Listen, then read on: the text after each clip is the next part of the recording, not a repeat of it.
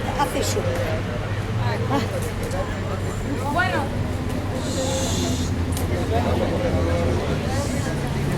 Ok, dos palabras sobre el lugar. Esto se llama la Fuente de María o la Fuente de la Virgen María. El lugar es muy importante porque aquí María venía y recogaba agua para llevar a la casa y también probablemente Jesús venía con ella a veces. Ahora, lo más importante también es que ya pasamos por la iglesia ortodoxa antes, la vieron ahí, y los ortodoxos dicen que la anunciación a la Virgen María del ángel Gabriel sucedió ahí, o sea, ahí en su iglesia. ¿Y por qué es eso? ¿En qué se basa? En el propio Evangelión de Jacob o de Santiago está escrito ahí que el ángel le apareció a María 2 veces. Y no una vez. Una vez cuando estaba al lado de la fuente. Luego María tiene miedo, se va para su casa y le aparece otra vez. Así que los ortodoxos se basan en este libro, el propio Evangelio de Jacob. Ahora, la fuente no empezaba por aquí, la fuente empezaba por la iglesia ortodoxa. Ahí hay una fuente y se ve, y hay agua. Y este lado se ve ahí en canales para que la gente entrando a la iglesia, o sea, no vayan entrando a la iglesia y sacando agua de la iglesia. Así que por canales llevaron el agua hasta este punto, para que la gente no entrara a la iglesia y se sacaba el agua de aquí. Y por eso los ortodoxos creen que ahí fue la anunciación. Pero si lo piensan otra vez, no hay aquí un disgusto, porque si vamos a ver lo que está escrito ahí en el propio Evangelio de Jacob, el ángel apareció 2 veces, una vez aquí en la fuente y otra vez en su casa. ¿Verdad? No hay discusión, no hay motivo para pelear. Bueno, ese es el lugar aquí. Si quieren tomar algunas fotos para luego.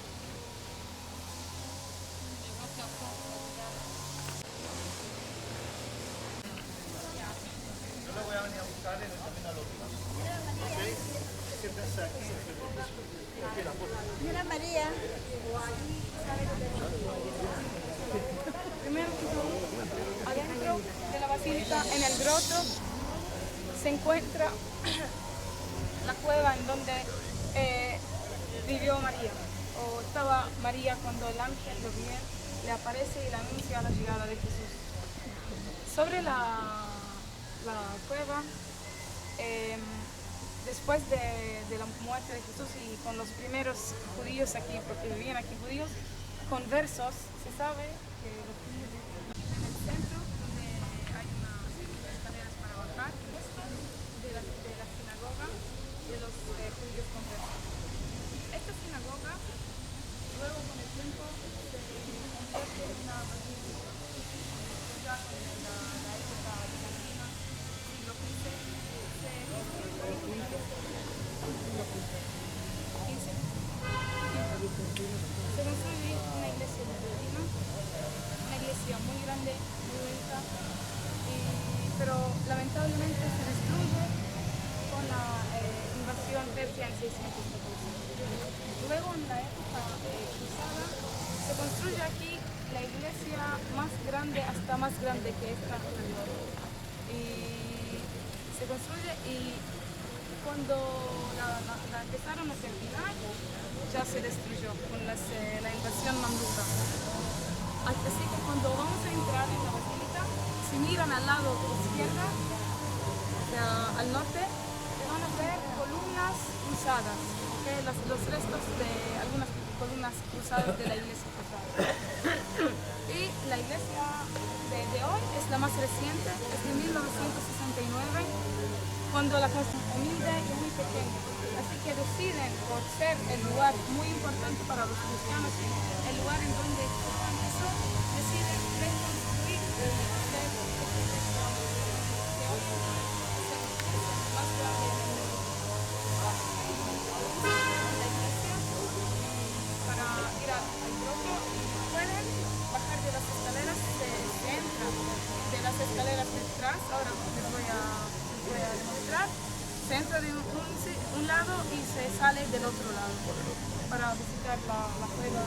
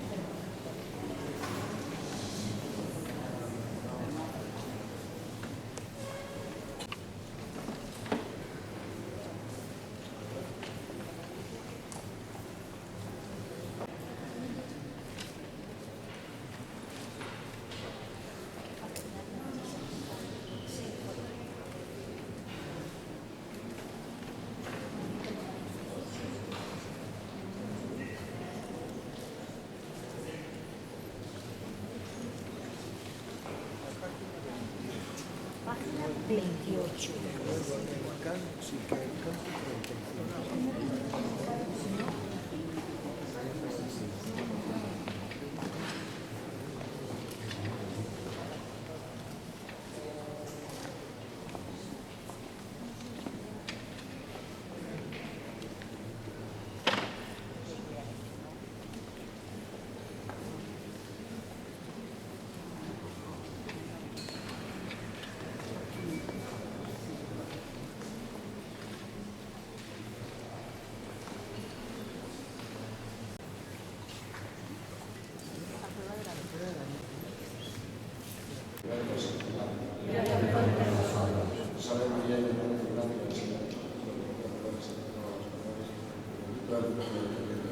Santa María, Madre de Dios, ruega por nosotros pecadores, ahora y en la hora de nuestra muerte. Amén. Ruega por nosotros, Santa Madre de Dios, para que seamos dignos de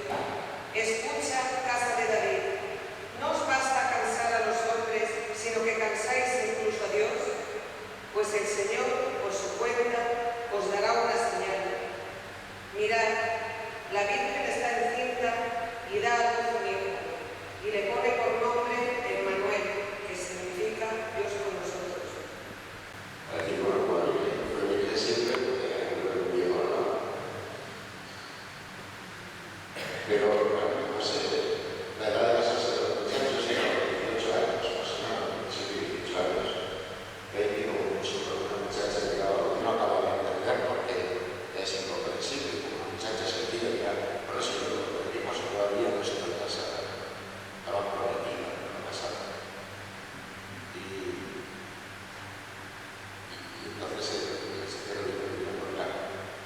Que lo que vamos a hacer no es tener un hombre, vamos a tener un hijo que sea producto de los hombres, del ser humano, es decir, como todos los seres humanos engendrados por otros seres humanos, ¿no? Que lo que vamos a hacer va a ser alguien engendrado por el mismo Dios, porque es Dios. Que es Dios va a crear el seno, va a crear el seno a un hijo nuevo. Que es Dios y pondrá su nombre, Jesús, es decir, el Salvador. Y María se sabe cómo se fía de la palabra de Dios y lo acepta. Hágase en mí según tu palabra. Porque la había traicionado, hubiera ido y hubiera hecho el acta oficial de repudio, porque era la única forma de hacer válida ese repudio, ese divorcio. Ese divorcio previo al matrimonio, porque cuando ya estaban prometidos eran considerados casados. Y José dice que en los sueños recibe un mensaje del cielo. En la Biblia siempre los sueños son una imagen que se utiliza para que la divinidad se ponga en contacto, para que ellos se pongan en contacto con los hombres. El sueño sabe que significa cerrar los ojos a la vida de cada día. Anoche, pues la mayoría estaban dormidos antes de que llegara la hora del sueño. Cada vez se cerraron los ojos a la vida de todo el día que había pasado. Cerraron los ojos a la vida y dentro, pues, aflora dentro de nosotros todas esas integridades que llevamos que a veces ni siquiera conocemos. No es algo que hemos sacado esto o aquello.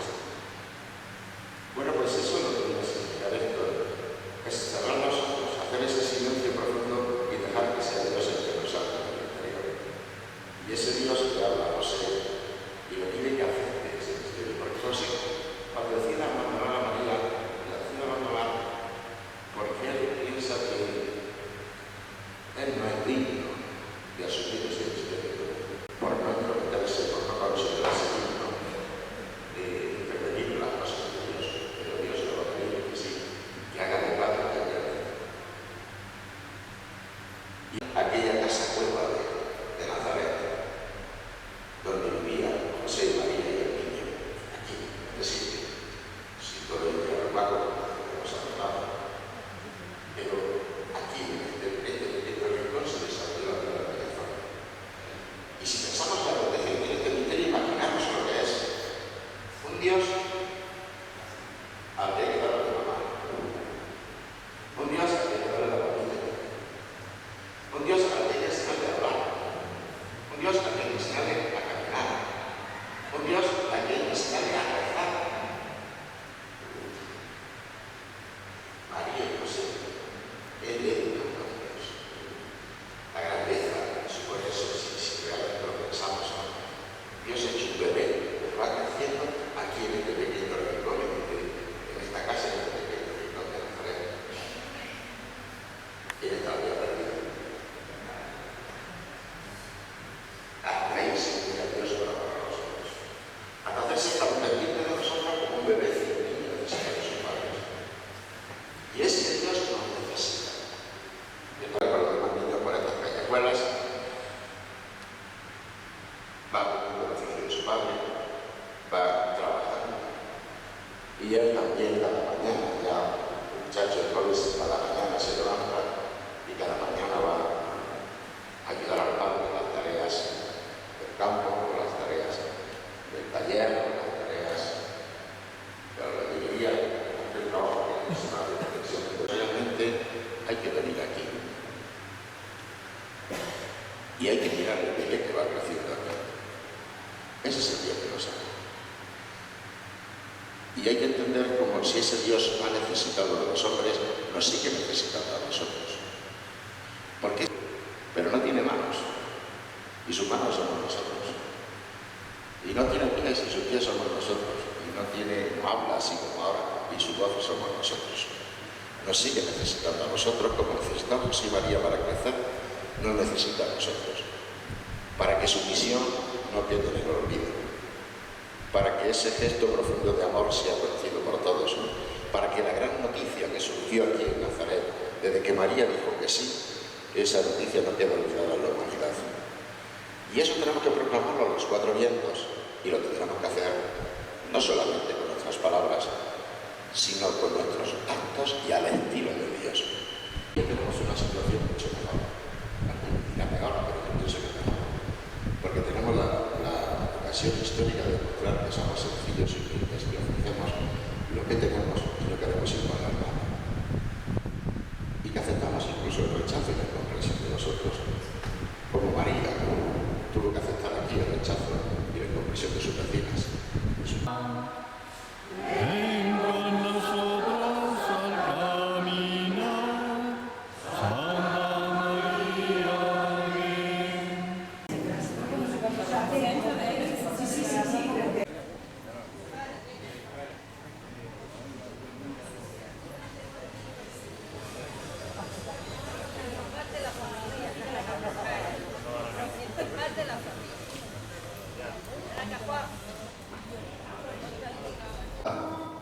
Hicieron los cruzados recordando que en Nazaret había una sinagoga.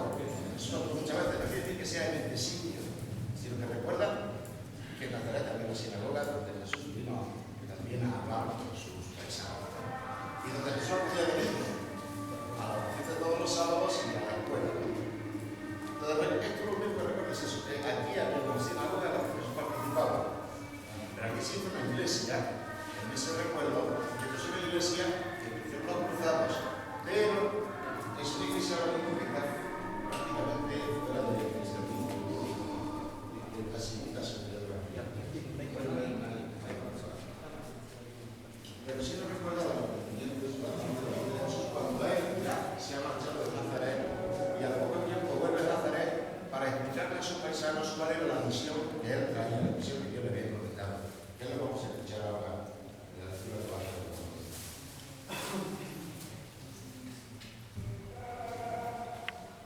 El Evangelio de San Lucas. Vino a Nazaret, donde se había criado y según su costumbre, entró en la sinagoga el día de sábado y se levantó para hacer la lectura. Le entregaron el volumen del profeta Isaías y desenrollando el volumen halló el pasaje donde estaba escrito: El Espíritu del Señor está sobre mí porque Él me ha ungido para anunciar a los pobres la buena nueva. Me ha enviado a proclamar la libertad a los cautivos y la vista a los ciegos, para dar la libertad a los oprimidos y proclamar un año de gracia del Señor. Enrollando el volumen, lo devolvió al ministro y se sentó. En la sinagoga los ojos estaban fijos en él. Comenzó pues a decir: esta escritura que acabáis de oír se ha cumplido hoy. Y todos daban testimonio de él y estaban admirados de las palabras llenas de gracia que salían de su boca.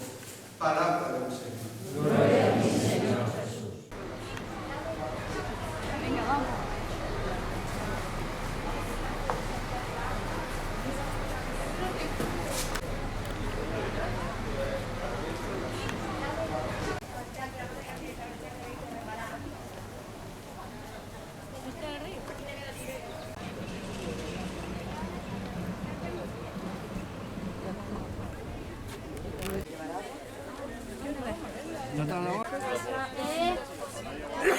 Espera que voy. Domingo, Domingo. A ver, un momentillo. Mirad. Dentro de media hora tenemos que irnos. Vamos, Sí. gritando temas. Entonces tenemos que hacer la celebración, que ahora hemos venido fundamentalmente, y luego si queréis renovar todos el bautismo, pues tenemos que hacer todos. Y somos... Que lo dice a renueva tu bautismo en el nombre del Padre y del Hijo y del Espíritu Santo.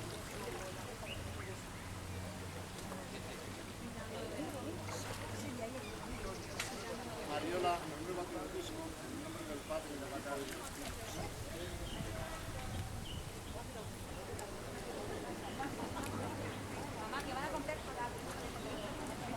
Vamos a ver. Estamos en un momento de celebración. surgió, entonces están preparando para el domingo, dan en oración, tenemos 4 ya, estaré enseñando.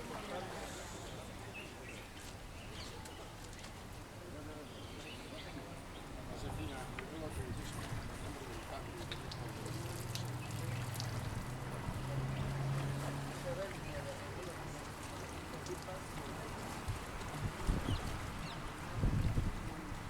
Filomena, ruego tu bautismo en el nombre del Padre y del Hijo y del Espíritu Santo.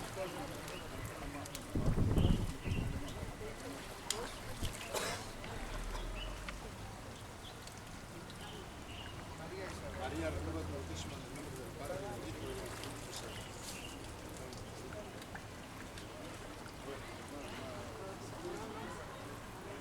María Jesús, renueva tu bautismo en el nombre del Padre, y del Hijo y del Espíritu Santo.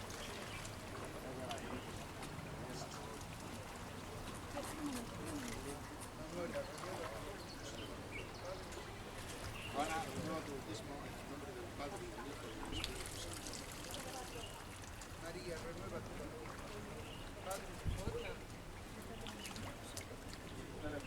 José, renueva tu bautismo en el nombre del Padre, y del Hijo y del Espíritu Santo.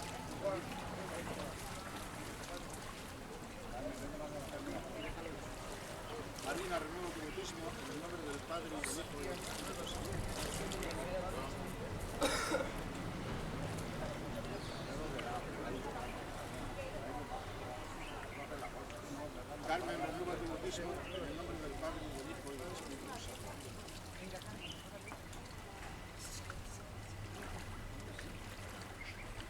Carmen, renueva tu bautismo en el nombre del Padre, y del Hijo y del Espíritu Santo.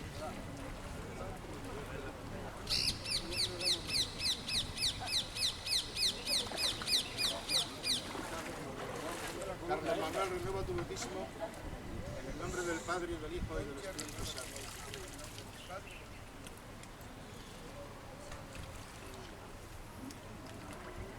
María Luz, renueva tu bautismo en el nombre del Padre, y del Hijo y del Espíritu Santo.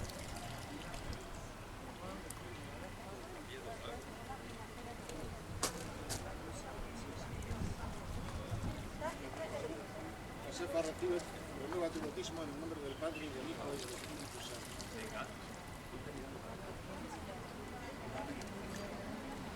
Manuel, renueva tu bautismo en el nombre del Padre, y del Hijo y del Espíritu Santo.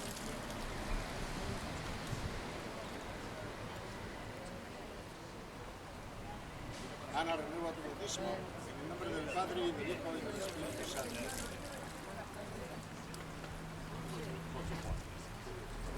José Juan.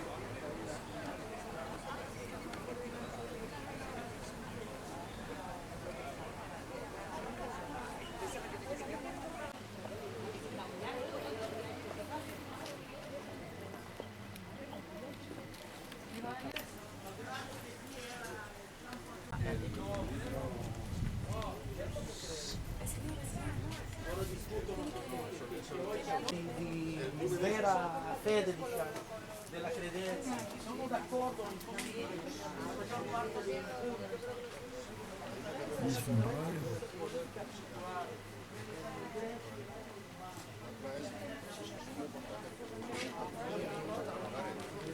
trekking over.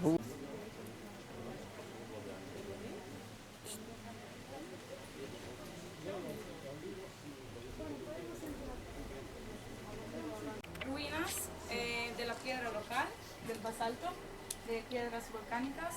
Ahora hay diferentes fases en las excavaciones que hicieron y lo que encontraron. Primero que todo se encontró a una, es como un bloque de casas del tiempo de Jesús, o sea, el primer siglo después de la era común. Ahora se encontraron un bloque total, se lleva hasta la sinagoga ahí, las excavaciones.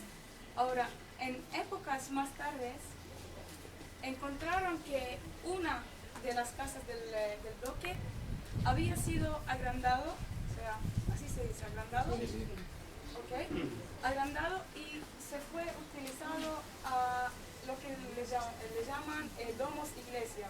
Domos Iglesia fue el lugar en donde se reunían la gente o los primeros cristianos, que se reunían en secreto, y a eso lo llamamos Domos Iglesia. Y luego, en la época bizantina, se construye en esta Domos Iglesia, la que fue agrandada. En este sitio se construye una iglesia octógona, ¿sí? de la época bizantina. Y se cree, hay una mujer, ahora se cree que la casa que fue agrandada es la casa de la suegra de Pedro. ¿Por qué es eso? Porque varios peregrinos que pasaron aquí por el siglo IV, como la más famosa se llama Igeria, y es de España, y Igeria cuenta y dice que en la casa de la suegra de Pedro hay una Domos Iglesia que se agrandó y se convirtió en una iglesia, Así que esta fue la casa de la suegra de Pedro y pasó por varios ¿Y cuál es? Aquí la más grande que vemos. Sí. O sea, las casas eran... Como la suegra, que se la ruina. La tiene y toma con la suegra, ¿eh? Ahora el bloque de las casas se extendían hasta la sinagoga. Luego vamos al año 1990, que es bastante nueva, y fue también octógona sobre el lugar más santo del lugar, la casa de la suegra. Y claro, no es el más importante también que Pedro vivió ahí y que Jesús después de haber, de ir de Nazaret, cuando estaba viviendo en Nazaret, y después de la historia cuando lo persiguieron, después cuando estaba rezando en la sinagoga, y lo persiguieron, y cuando se escapó de ahí, no volvió a Nazaret, vino y se quedó aquí. Ahora, Juan, en el libro de Juan, él dice que se quedó en Cafarnaúm 3 años, pero los 3 evangelistas dicen que estaba aquí 1 año. Así que, pero bastante tiempo, 1 o 3 años, eso es lo... ¿La ruina de enfrente? ¿La ruina de qué? Vamos a hablar de las cosas que pasaron.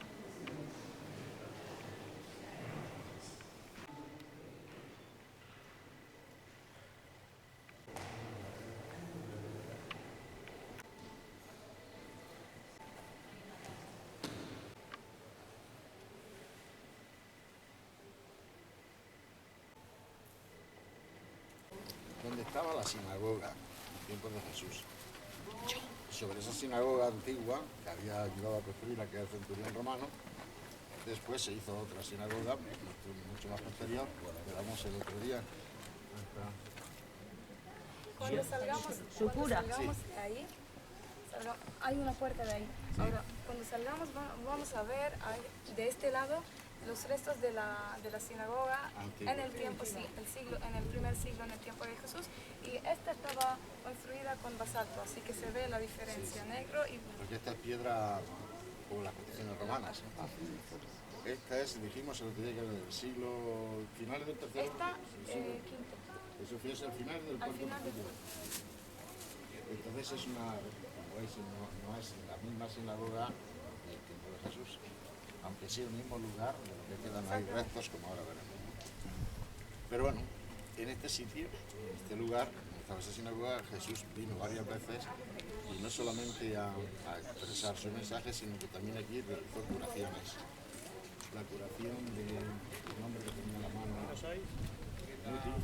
paralizada, y la curación también aquí de un endemoniado, liberación. Pero sobre todo era el lugar donde, ya pensando en la historia de Jesús, era el lugar donde, estando él en Cafarnaúm, vendría todos los sábados a la oración. ridículo, porque los sábados se iban a la sinagoga a la oración. Unas veces participando activamente, otras veces pues, participando más, ¿no? Y entonces, durante un periodo largo de tiempo que estuve viviendo en esta ciudad, como ha dicho ya muy bien, los sinópticos dicen que fue durante un año, el Evangelio de San Juan dice que fue durante 3, no se sabe muy bien, porque todo eso también no son biografías escritas al pie de la letra, no son reportajes periodísticos de la época, pero bueno, el tiempo que fuera, es decir, este fue el centro de su peregrinación, porque también Cafarnaúm, junto con Magdala, era el centro de las ciudades más importantes del lago. Por aquí pasaba una famosa carretera, diríamos hoy día, la Vía Maris, que venía desde Siria, pasaba por aquí y iba hasta el Mediterráneo, y después bajaba toda la costa mediterránea por la zona de la Franja de Gaza y se internaba en Egipto. Pues la Vía Maris era un lugar de mucho movimiento de mercaderes que iban de un lado para otro, ¿no? Y Cafarnaúm era un centro de descanso de esos mercaderes, pero también de compraventa. Por eso había lo que se llamaba, lo que antiguamente los más mayores recordarán que en España hubo durante un tiempo, después de la guerra, en la entrada de la ciudad había lo que se llamaban los fidelatos, que era lo que había que pagar, ¿no?, por los productos que se llevaban. Bueno, pues aquí había también esos fidelatos, ¿no?, y donde había que pagar por las mercancías. Y a eso era lo que se dedicaba San Mateo. A la entrada de la ciudad tenía un puestecito donde todo el que pasaba con mercancías tenía que pagar. A eso se dedicaba San Mateo. El cobrador de impuestos, dice, ¿no?, que estaba en su telonio cobrando cuando Jesús pasó. Porque también en esta ciudad fue donde Jesús conoció a Pedro, llamó a Pedro, luego a Juan, a su hermano Andrés. ¿Cuál era su respuesta? ¿Cuál era la respuesta que Jesús daba a la gente que le criticaba, no? Sí, Toda la cosa, no ha venido a porque me gusta la respuesta nada no ha más. venido a llamarlos sanos, no ha venido a curar los sanos sino a los enfermos, ¿no? O no ha venido, y también no ha venido a llamar a los justos sino a los pecadores. Y la otra. Bueno, pues... Voy a ir a San Carlos a hacer una foto.